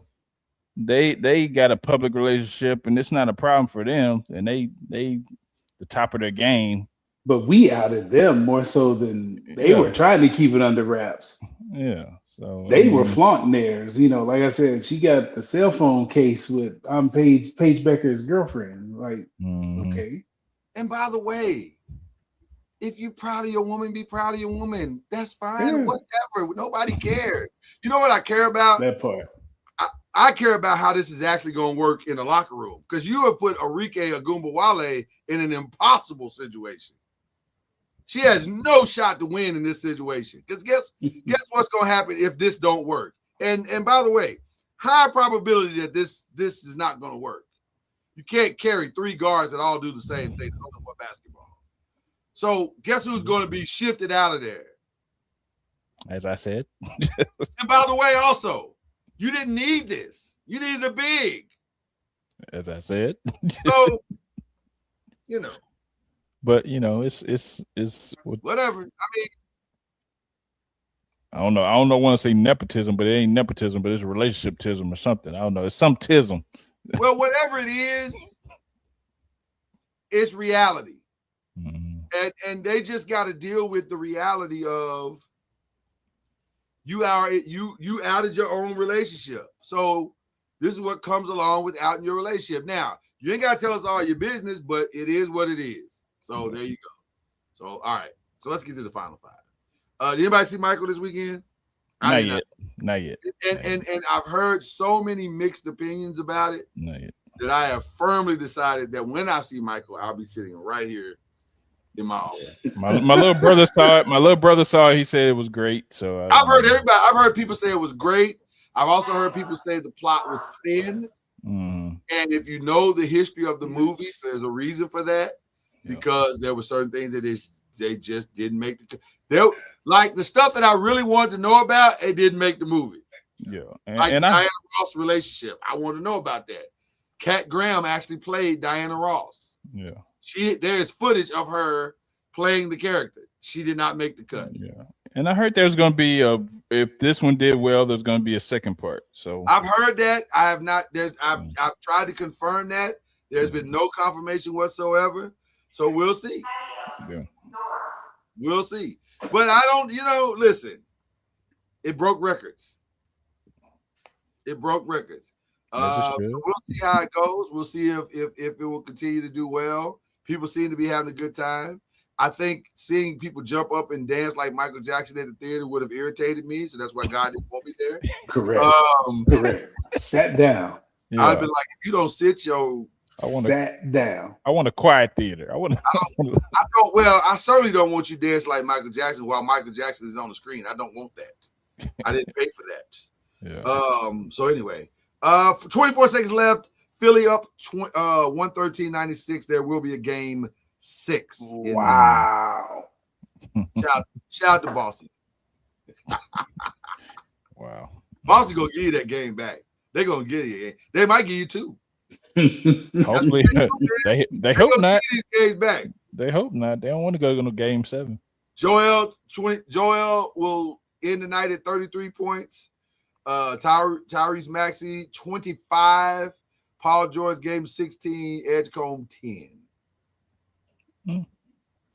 Boston got nothing from anybody else. 24 from Tatum, 22 from Brown. 11 of 39 from 3-point line. What my boy Pritchard do? What my boy Pritchard do? The same 12 we talked about earlier. Yep. I told you, man, he's a streak shooter. If he don't get it going, it ain't going. It ain't going. Yeah. So there you go. What are we watching? I'll tell you something I watched. That was a couple of things I watched. But one thing I watched last night, and then I want to hear what you guys before I get the rest of what I watched.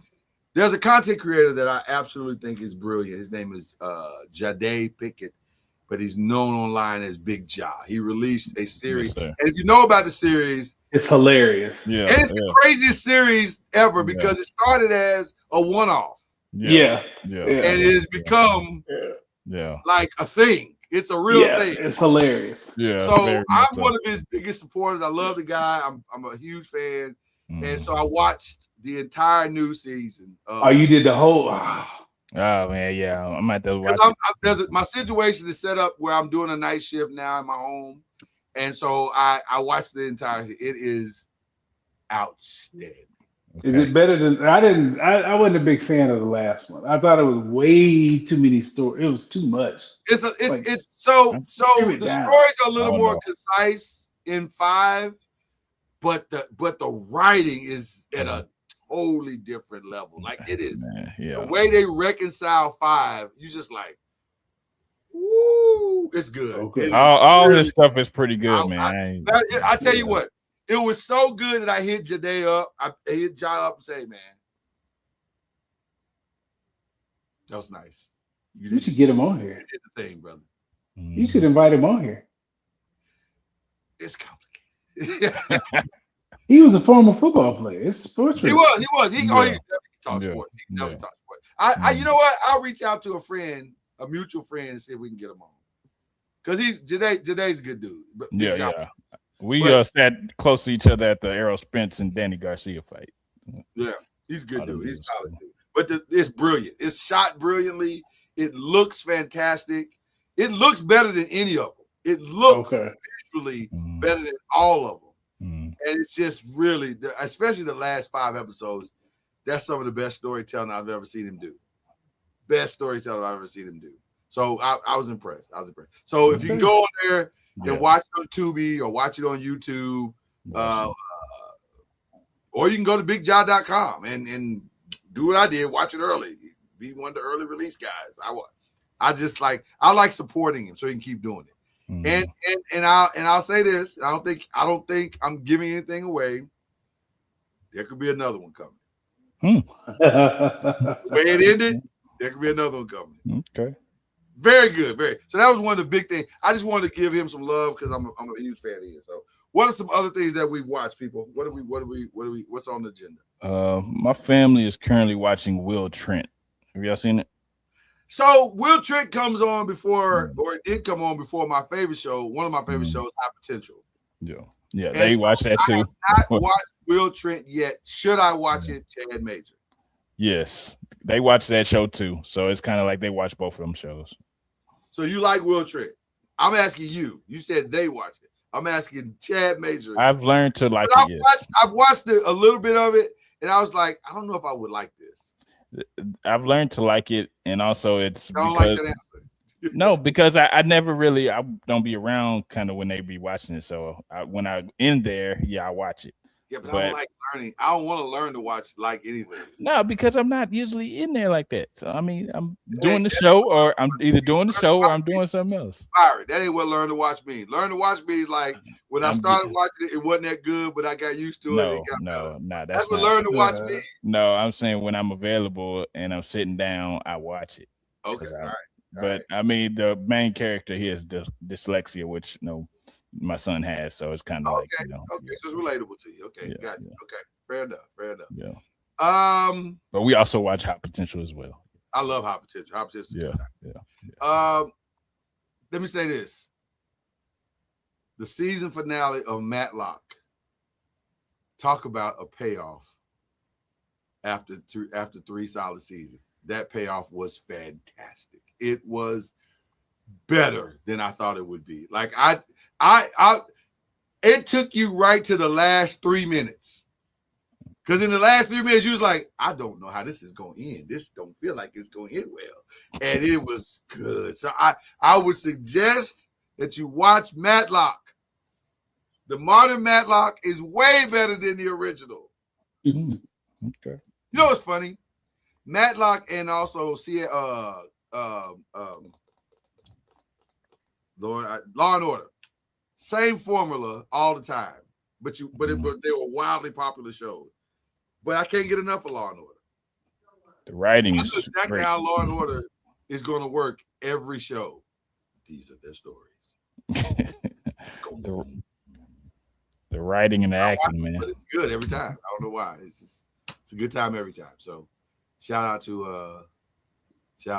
Law and Order. But yeah, that's what I watched. I'm trying to stay connected to Euphoria, although I haven't seen it. A little too dark for me. I haven't seen it, man. Well, here's my problem. As a writer, I try to find ways to expand my palette just a little bit. I don't think I'm ever gonna be a dark writer because I don't like the headspace of that. Though I understand that dark writing typically gets nominated, so I get it. But I'm gonna have to get nominated or get celebrated for my positivity. There's nothing wrong with that. Yeah, Euphoria is it's wild. A little too dark for you. Yeah. It's a little too dark for me. Yeah, I talked about The Pit last week. We already seen that season finale. What was the other thing? Oh, Hacks. Hacks has been good. That's it. That's all I got. Oh, and then of course my cooking shows. They started 24/24. It was good. First episode was good. Okay, that's it. Who we praying for this week? I'm praying for Diana Rossini. She needs it. She needs it bad. Lots of it. Yeah. She needs it bad. Like she need a prayer group. Oh man. No, man, sometimes it gets bad and you need some help. Praying for my little guy. He took the STAR test last couple of weeks. All right. It's the last one, right? They're not doing it anymore. Yeah, I think so. Yeah. Last one ever? Yeah, they're not. They're discontinuing it.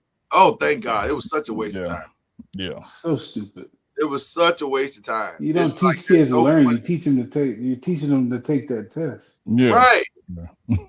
It was such a waste of time. It was such a egregious waste of time. So yeah. It's a money grab is what it was. Somebody got paid a lot of money. Yeah. Other people got paid a lot of money for that. Of course. Test, I can promise you that. Of course. We'll definitely be praying for him, Chad, for sure. Appreciate it.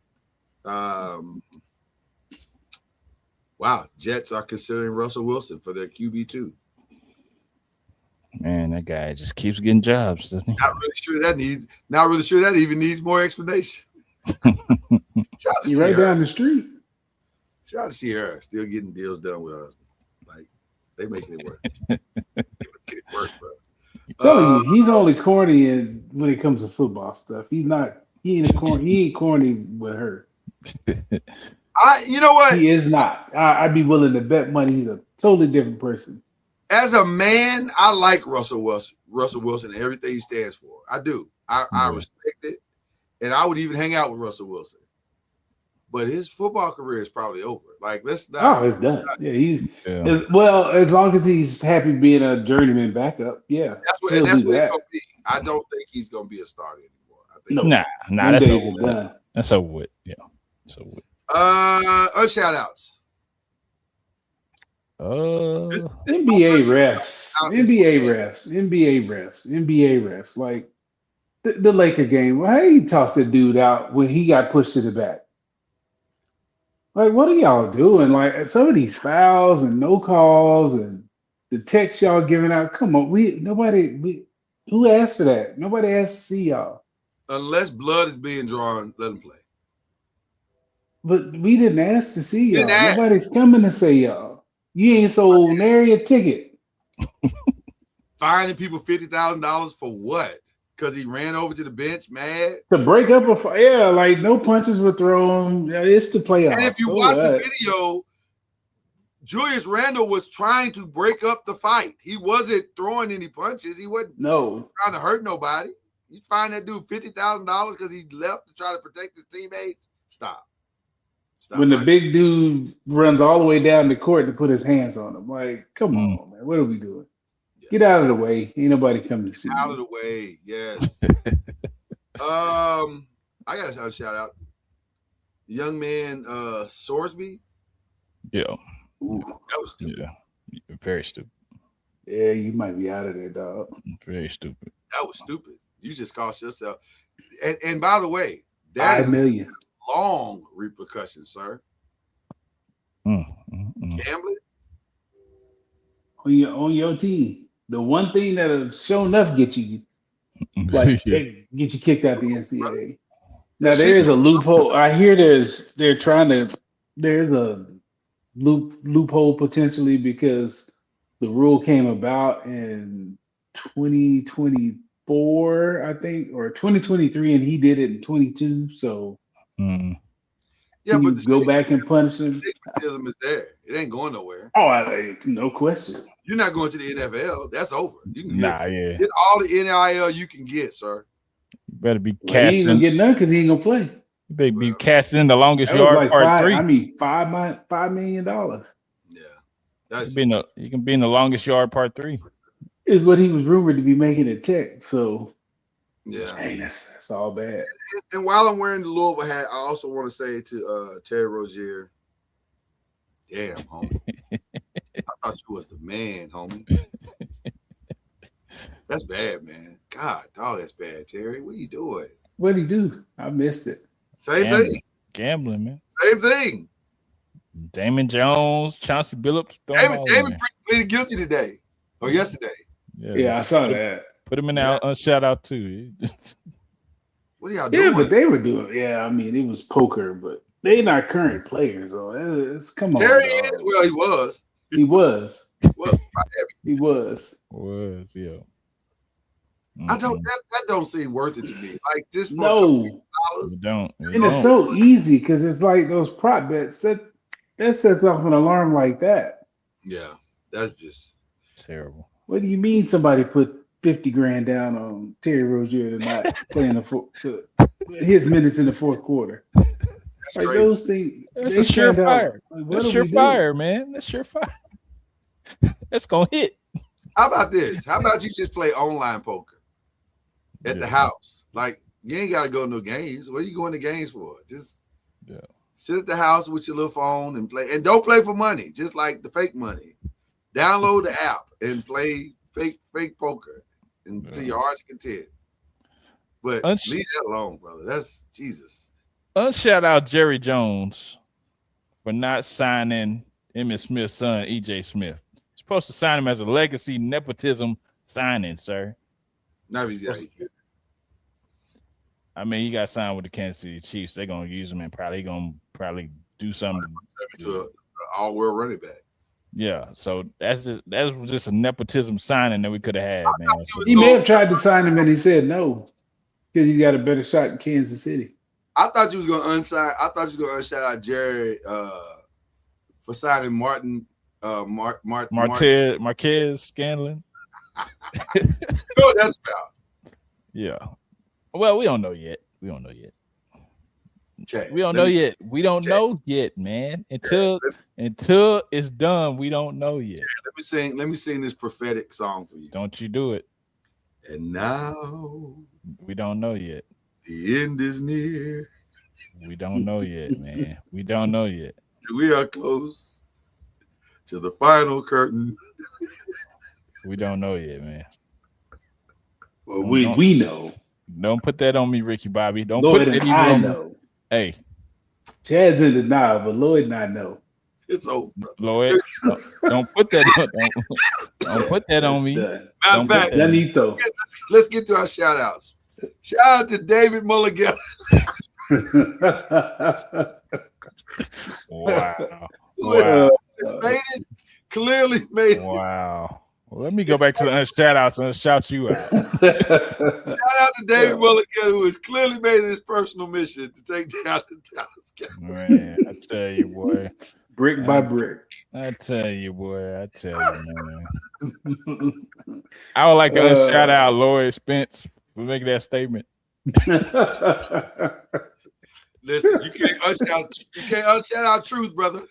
We don't know yet, man. Oh my God! Every upcoming free agent is siding with him too. He getting everybody, dog. That man said, "Hey, Overshot, what you doing this week?" He was like, it was like in My Cousin Vinny. I want him. He gonna have a roster my man got stuttering. He gonna have a roster full of Cowboys, so man. funny. Oh my God, boy. Well, ex-Cowboys. Yeah, I know. You have a roster full of ex-Cowboys because he is over. Dallas Cowboys are a good time market. all the time. They are. They really are. Because y'all gonna do something. Y'all gonna do something crazy. That's just what it is. Year in, year out. That boy Jerry gonna make them headlines, boy. Y'all ain't gonna not talk about me. He love it. He love it, man. Good or bad, he love it. David Weller said, I'm gonna sign your whole team. How about that? Matter of fact, I think he gave him 2 fingers and said, until you do right by me, Jerry. Every player you think you got. Man, shoot. Pickens, Overshown. Oh my God. Oh my God. And it's gonna get worse. You think he's done? You think he's done, Chad? Hey Dak, you want to sign with David? Go ahead. I give you my blessing. I give you my blessing. Oh my God. That's crazy. I had to give him a shout out, Chad. That's gangster. That's the game. That might be the most gangster thing I've ever seen an agent do. Hey, I just watched Jerry Maguire last night. It's like, he's like, oh, I'm gonna sign some more. He ain't done either. I guarantee you there'll be 3 more Dallas Cowboy players to sign with him before this is all over with. Matter of fact, he gonna grab one of them rookies. Probably. It'll probably be Lawrence. Well. Here's what'll happen. Malachi Lawrence will sign with David Mulligetta and have 12 sacks rookie season, make the Pro Bowl. They want to restructure next year for an extension. Boy, I tell you. Oh my God, it's so funny. That's so funny. I'll tell you. I'll give a shout out to Kevin Hart. This is a very unexpected shout out. The little show he got on Netflix with the comedy competition, much better than I thought it would be. Much better than I thought it would be. I didn't think I don't always know with Kevin Hart if it's gonna be good, but this was good. This was actually pretty good. And there's no shade, it's just what it is. Yeah. It ain't always good. Sometimes it's good, sometimes you're like, it's all right. But this was good. This was really good. Yeah. Okay. I got 2 more shout outs. Shout out to Jafar Jackson. Did you see it? I thought no, I'm just saying he to embody your uncle, and from what I'm understanding, the way you did it, it's pretty cool. I mean, definitely honor. I'm sure to be able to do that role. Not everybody gonna be able to do that role, and somebody in your own family to take that on is pretty cool. But I do have another shout out. I'm gonna shout out. I think it's Randy. Randy Jackson, and I think Jermaine. They got the same baby mama. That's kind of weird. I heard that. So you got sibling cousins. I don't know. I heard that they kids, they got 2 kids. Yeah. That's about the same baby mama. Sibling cousin. Didn't know that? I didn't know that. I did. Oh yeah. Sibling cousins. Mm-hmm. They're brothers. Yeah, that's bad.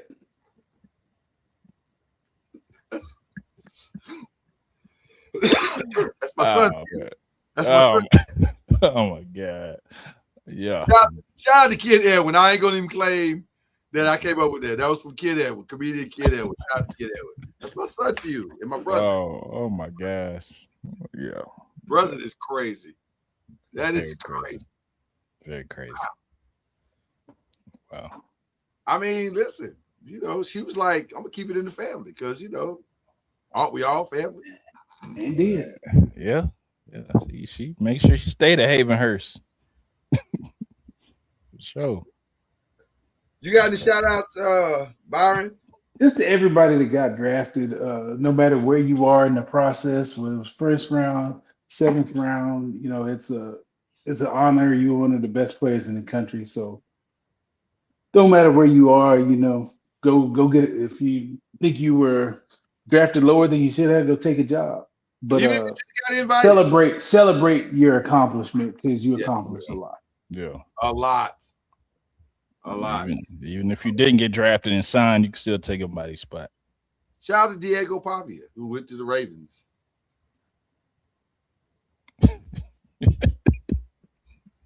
I didn't mean that to come shady. That sounded shady, didn't That it? sounds like a semi-shout out. I like Diego Pavia. I don't. I think it's gonna be challenging. Man. Because Dion shouted him out. Dion was like, go prove him wrong. And I'm like, 5'10". 5'9", I heard. I heard it was 5'9". Well, with a marginal arm. Get out and bad character. Man, Get out of here. go on to CFL and do your thing, man. I don't know. Huh? That feels a little aggressive, but okay. I mean, no. You proved him right by being a jerk. Like, no, dog. I'm over that dude. Yeah. I wish him well in life, but I'm not I a wish you fan. well in life. I wish, as they say, I wish you well in all your future endeavors. But I'm not a fan. I'm not a fan of that little dude. Yeah.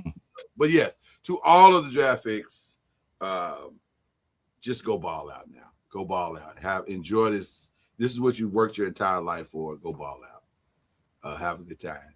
The Knicks are trying to get this game back, ladies and gentlemen. They are up 15 with 3 minutes left in the third quarter. They're going to do everything they can to make this a game in the fourth quarter and somehow get a game back to the Hawks. So good luck to them. It's Carl Towns' fault. Not today. They finally gave him the ball. I was going to say, I think he's doing well today. Yeah, he has 14. Brunson has 22. Anunoby has 15. He can't throw the ball to himself. Yeah. Mikal Bridges, shout out to that pick. That might be the greatest pickup for the Knicks. I mean, you talk about a GM that should be fired. I mean, that strong 4 points that he's giving them right now is outstanding. Strong 4. No rebounds, no assist, 1 steal. You're doing the Lord's work. All right, we got to get out of here. We love each and every one of y'all. Appreciate you. Shout out to our brother Cam and Reggie Love. One of them is on IR. I'll let you guess which one. Like a trivia question. Let you guess which one. And we wish them well in a quick recovery. Yes, sir. Yes, sir. Absolutely. Yes, So sir. with that being said, that is the great Chad Major. That is the incomparable Byron Lusby. I'm Lloyd Spence. This is The Five. We holla.